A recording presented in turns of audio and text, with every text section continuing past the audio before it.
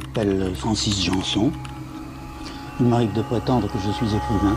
Mon engagement remonte au premier vrai contact que j'ai eu avec la population algérienne, c'est-à-dire en 48-49, où j'ai passé 6 mois parmi cette population et où j'ai découvert le sort qui lui était fait par la colonisation française.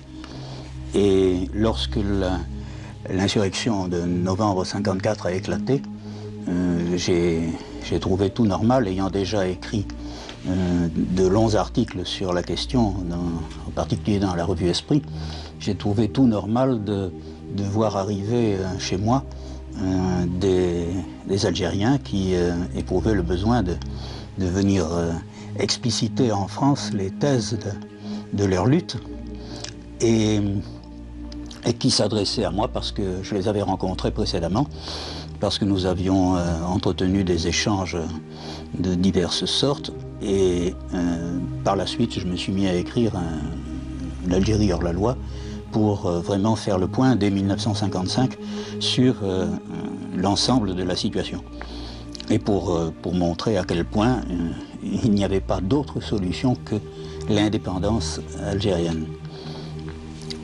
Mais c'est évident que peu à peu les amis algériens qui venaient me voir, parce qu'ils m'avaient connu plus ou moins auparavant, me demandaient des services parce qu'ils étaient plus ou moins en difficulté.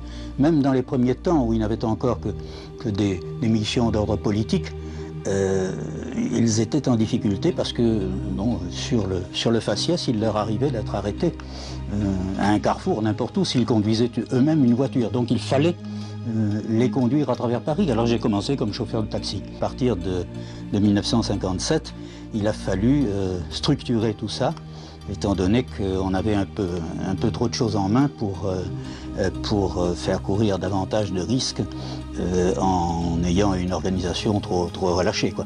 Donc il a fallu structurer. Qu'est-ce que c'est qu'un réseau de soutien? C'est un ensemble où on ne connaît qu'assez peu de personnes chacun et où il y avait effectivement des secteurs diversifiés.